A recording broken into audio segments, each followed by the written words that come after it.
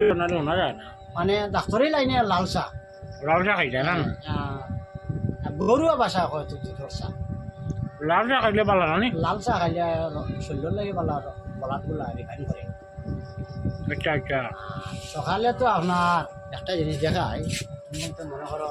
মানুষ কিবার না মানুষ এটা আমি জানি না সকালে মনে করো এটা এটা আছে কোন কোম্পানি যে কোনো কোম্পানি হোক বেলি বেলি কোম্পানি হুম এটাও জলটা ভালো আছে অবশ্য খারাপ করে আপনার বেলি হুম তো সকালে মনে করেন ফিল্টার করা মনে করেন জল হুম সিদ্ধ সিদ্ধ করে ঠান্ডা করে তৈরি দিলা সকালে উঠিয়া নিয়মিত তুমি কম সময় আধা লিটার জল সকালে খালি পেটে খাইতে হুম খাবার বাদে শরীরটা ভালো হয় সচেতন খেলোর যদি কিডনির মাঝে যদি কোনো মানুষের যদি পাথর থাকে তাহলে 1 মাস খাওয়ার বাদে পাথরটা ছোট হয়ে যাবে আল্লাহর হুকুমে হ্যাঁ পাথর কিমান বাড়ি যেতে পানি খাইতো না খালি পেটে যদি